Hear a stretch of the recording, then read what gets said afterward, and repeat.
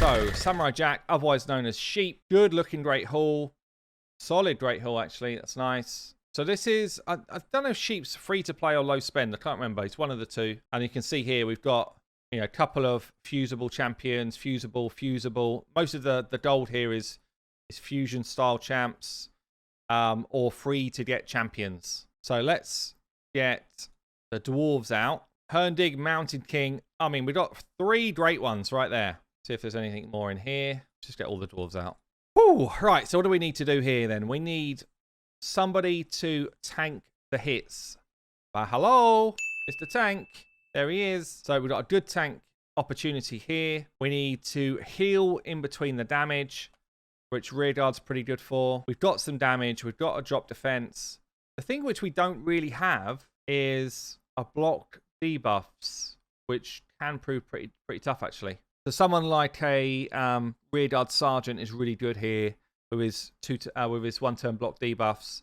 We don't have a reviver as well. Yeah, that's true. This one here places a sleep on an ally, heals them by a big chunk of health, and fills their turn meter whenever that sleep's gone. Okay, so don't forget we're on a free-to-play here. Crunky doesn't mean we're gonna have a whole load of books and stuff just sitting around. Look, Booker. Oh no, we can't do that. So the other thing to be aware of here is the dwarf faction war boss chunks you for a lot of damage. He's a big old boy. Likes to give you a bit of a crack. Let me just see what we've got going on. 182 speed, a lot of health. This is a damage build without the crit rate. It's not a terrible build though, this one. You'd prefer to push 100% crit rate, but it's not terrible. Herndig. If anyone saw my 5 core builds video this week, this is missing speed a lot.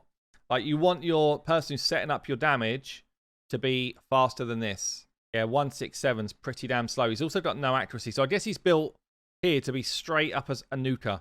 It doesn't look like he's built to do any of his debuffing right now. You want to flip this to 200 speed, couple hundred accuracy, and then he'll be well built. So I'm just thinking about this. Like, we've got other 60s already. So rearguard, I think, is just going to come straight in. She's going to be good amount of health, tanky build, quite fast.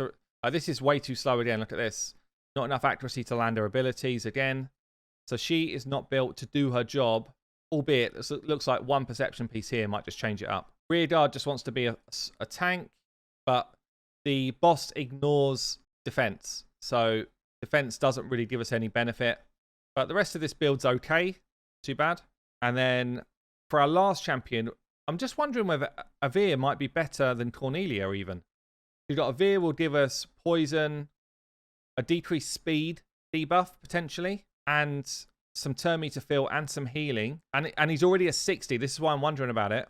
Whereas Cornelia's a 50, and he's booked as well. Cornelia's not booked, and we don't have books. But Cornelia's quite cool here, I think. And the speed aura is really nice. None of the rest of her kit, I think, is going to do anything for us. None of this is helping us in any way. So it's literally just this, and it's on a 4-turn cooldown, which is quite long. And she's obviously got no masteries or anything like that. So I think she, in her current state, I don't think she helps us as much as Avir is going to help us. In fact, it's just been an update on the optimizer. It's ticking the boxes for some things which a lot of people have been asking for. So today we added in a team optimizer for brute force people. So people that can't use their GPUs, you can now use brute force optimizer down here, which is something I've been asking the guys to get done as soon as possible, really, so it didn't kind of discriminate those that don't have the big boy PCs.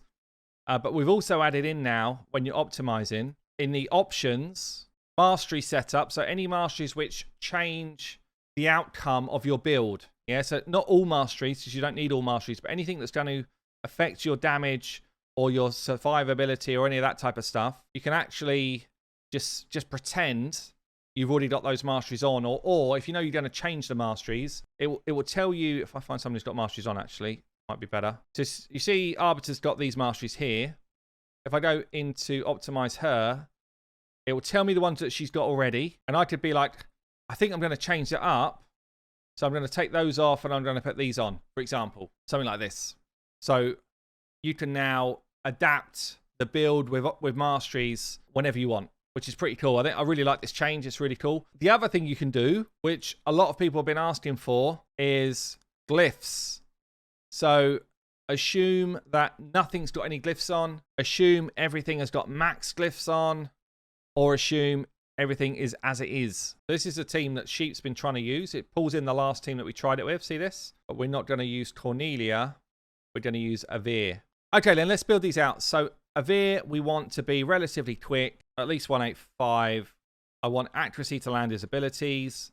And then I want a good amount of health. I don't really care about anything else. I don't think. He doesn't need crit rate or something weird, does he, in his kit? Let's check. Heals people by percentage of his HP. So high health on him is going to help us. Make sure we've got at least 60k. Then we're going to do Mountain King. So Mountain King's going to be built for damage. 100% crit rate. Speed. We'll call it 175. Doesn't need any accuracy or anything else. Herndig, we want to pick that accuracy up. Pick the speed up. Still try and get crit rate in there, but I want to get a decent amount of health. I want Rockbreaker to be my lowest health champion, basically. Say minimum 45k, but building for damage. Let's do Rockbreaker. Rockbreaker, I don't care about anything other than he needs to be the lowest health. Again, like an okay amount of speed. He needs to rotate through his speed. I'd like to put him in regen set if we've got any. Let's just have a quick look before I start doing stuff like that. Regen, we've got some. Yeah, we've got enough. That'll be enough. So put him in set, regen set. Accuracy for his provoke. I don't care about his provoke, Sheep. All he is for me is a tank for the final boss. Champion 5 then is rear guard. She can also take a bit of a knock. I would like her to be in, ideally, immortal gear. So because she does ally protect, you want her to try and protect herself or to regen some of that health that she's going to take from protecting other people. So again, we want a good amount of health, minimum 50k, good amount of speed. And I do want accuracy on her because she is going to be placed in decreased defense and attack for us. Okay, I think that's probably it. Do I want a shield set? Is it worth it? Maybe it is worth it to eat the first hit a little bit. Maybe I'll try and do it on a Veer. Because Mountain King, I just want to be pumping damage. So let's see if we can do it on a Veer. Shield set. Let's have Mountain King as my most important build. Followed by the rest, doesn't really matter. Maybe Herndig. Let's go. Is 6 million enough for all the swaps? This is actually something else we're going to add to the optimizer on the next update. Is like a cost to change the builds. So a cost, potential cost to upgrade, and also a cost to change. But we'll see what it pops up with. So here we go. Shield set, bam. Full damage savage set here. Mix match build for Herndig. Regen set coming in for Rockbreaker. And 2 immortal set. This is nice. Good. We've only got a couple of mil silver, which is not very much. We started with like 6. Which again, for a full team regear, it's probably the least I've ever used, I'd say. This is a shoestring budget right now. So people asking, is this the last faction? It's not the last faction. We're at like levels of 38-ish through to a couple which have been finished. This will be the second one, I think, to be completed. So this is like a midway through faction war type account, really. Okay, then. Let's do it. But this is a very low spend or even maybe free-to-play account. I'm not sure which of the two of those it is. But it's definitely a low spend if it's not free-to-play. So, you know, beating up faction wars is kind of nice. So we should be able to just auto through for a while. We've got no reviver. We've got a couple of people that do a bit of healing. It's definitely not, like even right now, we're taking quite a lot of damage. So at this point, we just take it off auto for a second. And we're just going to start to get our abilities back. So that we've got them for wave 2. Right, I do want to pop him though, so you don't revive people. I just love the animation and everything about Mountain King going in for a nice whack. This is wave 1 though. You know, just if you're doing it for the first time, you're just trying to make sure you beat it. Get to this stage, just get some A1s in. Just get yourself through it. Hit auto to start the next phase. See the way we've got our decreased defense going before anyone else. So that we can get some people popped down. Oh, that's good damage. Lots of non-believers. What was the numbers looking like? 64% no? Guys, that's a bit harsh. You just sat there and watched me build it. It is a tough boss though. 64%. Car, I should give up. Okay, so we manual onto the boss. There's no ads. It's literally just straight up. Harder you hit him, and the more turn meter he gains. Yeah, so he gains turn meter for every chunk of health that he loses. He comes in with an ignore defense A1. Really annoying, which means you need to go higher health. And he cleans debuffs of himself with this one here and puts True Fear on everyone apart from one. No, sorry, on one, and then stuns everyone else. So it's pretty annoying. There's no point in me putting debuffs on him at the start. Just going to give him a little tap. I kind of... Do I even need ally protection on yet? I think so.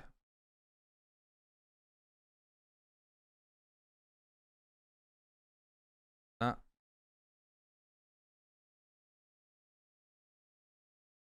The old smacks.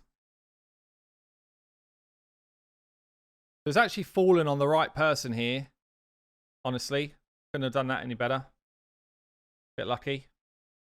Now we start getting the debuffs away. Fully deplete target's turn meter. Nice. I kind of forget he's got a turn meter depletion, honestly. Let's try and get decreased defense on.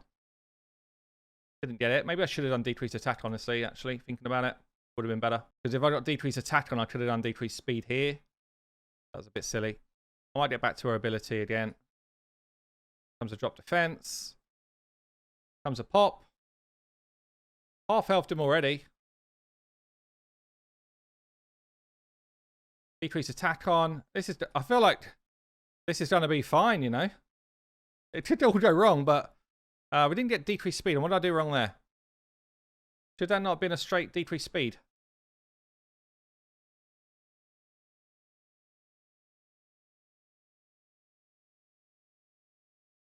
Let's make sure we get the ally protection and heal up. Just to make sure. Oh, does it need poison up first? Okay. I thought it needed decreased attack up first.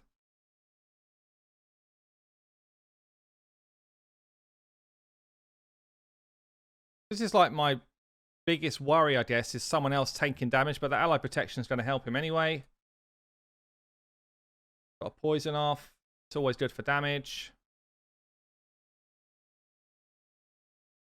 That damage is still done on my operator, though. He's the MVP here, honestly. Big smack.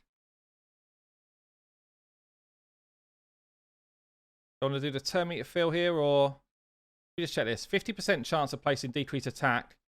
Also places decreased speed if he's under poison. I think I want to do that.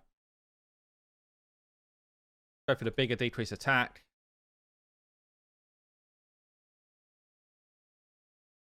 Bit of a damage hit. Oh, that's a big hit there. Little bit of trouble.